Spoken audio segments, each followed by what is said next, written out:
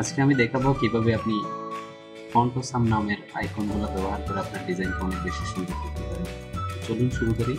প্রথমে আমি কয়েকটা বিজনেস কার্ড দেখাই আপনাদেরকে ডেমো হিসেবে। এগুলো হচ্ছে বিজনেস কার্ড। তো বিজনেস কার্ডে সাধারণত আইকন ব্যবহার হয় বিভিন্ন ইনফরমেশন ব্যবহার করতে। তো আমি আরেকটা দেখি, এই যে আইকন, আরেকটা দেখতে পারি, এখানেও আছে আইকন, এখানেও আছে। আচ্ছা, যাই হোক, এই আইকনগুলো ব্যবহার কিভাবে করবো আমি সেটা দেখাবো। তো প্রথমে আমি ইলাস্ট্রেটর ওপেন করি, সেই সাথে আমি গুগল ক্রোম ওপেন করি। তো এখানে গুগল ক্রোমে প্রথমে একটা ফন্ট আমাদের ইনস্টল করতে হবে, যে ফন্টের নাম হচ্ছে ফন্ট অসাম। ফন্ট অসাম লিখে সার্চ দিলে আপনারা গুগলে প্রথমে পেয়ে যাবেন সেটা।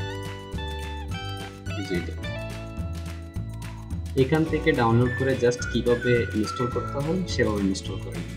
আমি এই নিয়ে আর বিস্তারিত বলতেছি না। এখন আমি কীভাবে আইকন ব্যবহার করবো সেটা দেখাচ্ছি। প্রথমে ফন্ট অসাম চিট শিট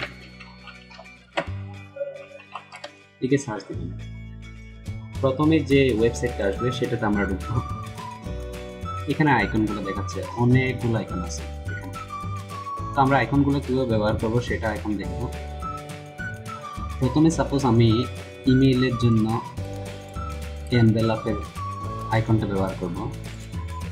তো আমি ইলাস্ট্রেটরে যাই, যাওয়ার পরে নতুন একটা ডকুমেন্ট ওপেন করি।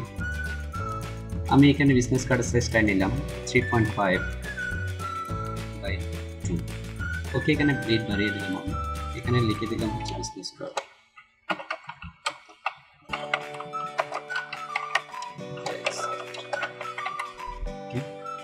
আর কিছু পরিবর্তন করলাম না। এখান থেকে অ্যাডভান্সে গিয়ে আমি আর সিএমওয়াইকে করে দিতে পারি হচ্ছে রেজিস্ট্রিতে। এটা এরকম আসবে। তো আমি একটা রেক্টেঙ্গেল টুল দিয়ে একটা শেপ ক্রিয়েট করি ব্যাকগ্রাউন্ডের জন্য। আচ্ছা, আমি এটা গ্রেডিয়েন্ট দিয়ে ফিল করতে পারি।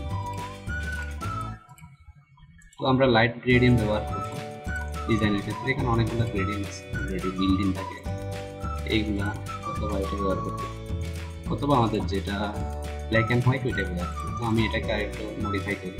কীভাবে মডিফাই করবো, এখানে আমি রেডিয়াল দিলাম টাইপটা, তারপর এখানে আমি আরেকটা লাইট কালার ব্যবহার করি যাতে দেখতে ভালো লাগে। হ্যাঁ, এখন মোটামুটি আমাদের দেখতে ভালো লাগছে। সো আমি এটা কন্ট্রোল 2 দিয়ে লক করে দিলাম। কন্ট্রোল 2 দিয়ে লক করা যায়, অথবা এখানে অবজেক্ট থেকে লক আছে, লক করে দিতে পারি যাতে এটা না হয়। তো আমি এখান থেকে আইকন এটা কপি করে নিয়ে এসেছি, এখানে আমি পেস্ট করবো।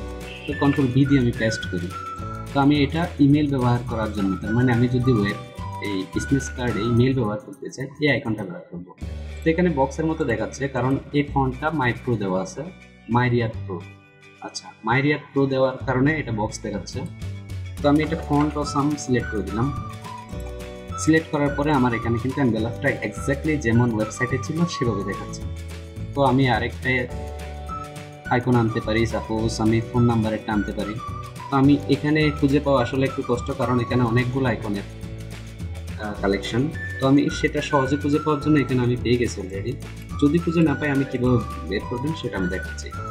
আমি এখানে ফোনের আইকনটা এখানে পেস্ট করলাম। পেস্ট করার পরে এরকম বক্স আসবে ঠিক আগেরটার মতো। আমি এটা কালার পিকার দিয়ে জাস্ট এটা চেঞ্জ করে নিলাম। এই আইকনটাতে ক্লিক করলে এই ফন্টটা ঠিক একই ফন্ট সিলেক্ট হয়ে গেল। তো এখানে যদি আপনারা কোনো কিছু খুঁজে না পান, সাধারণত আপনারা সম্ভাব্য নাম দিয়ে ট্রাই করবেন। যেমন আমি যদি মেসেজেরটা খুঁজতে চাই, কন্ট্রোল F দিয়ে আমি এটা এখানে ফাইন্ডের বক্সটা নিয়ে আসবো কোনো কিছু ফাইন্ড করার জন্য। তো এখানে সাপোজ আমি এনভেলপ লিখলাম। দেখেন আমি এনভেলপ যখন সার্চ করছি, এখানে এনভেলপ যেই আইকনগুলোতে এনভেলপ শব্দটা আছে সেই আইকনগুলো কিন্তু এখানে হাইলাইট হয়েছে পুরো পেজে। অথবা স্কাইপে যদি ব্যবহার করতে চাই, স্কাইপ লিখে সার্চ দিন, এখানে স্কাইপের আইকন আমরা পেয়ে যাবো। তো সেটাও আমি কপি করে এখানে নিয়ে আসি স্কাইপের।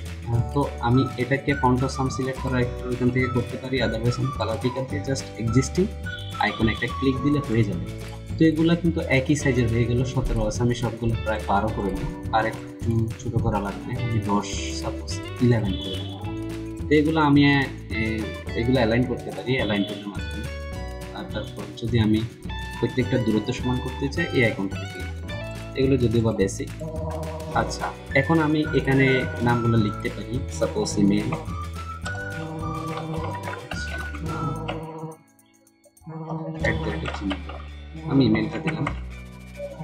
ফোন নাম্বার, সাপোজ এটা আমি কন্ট্রোল ডি দিয়ে পেস্ট করতে ডুপ্লিকেট করলাম, এখানে ফোন নাম্বার লিখে 017827444, এখানে স্ক্যাপ করতে পারি। আচ্ছা, যাই হোক আমি অ্যাড্রেসগুলো এগুলো দিয়ে দিলাম। আমি এগুলো তো অ্যালাইন করতে পারি, অ্যালাইন হয়ে গেল। তারপর আমি এখানে সুন্দরভাবে বসাই দিই। আচ্ছা, তো আইকনগুলো আরেকটু ছোট করতে পারি, আমি 10 দিলাম, 10 দিলে ভালো। আরেকটু কাছে নিই। তো আমরা খুব সহজে কিন্তু আমাদের ডিজাইনটা অনেক বেশি সুন্দর করতে পারবো এই ধরনের আইকন ব্যবহারের মাধ্যমে। তো আজকের মতো এখানে শেষ করছি, পরবর্তী কোনো এক টিউটোরিয়াল আবার দেখা হবে। সবাই ভালো থাকবেন, ধন্যবাদ।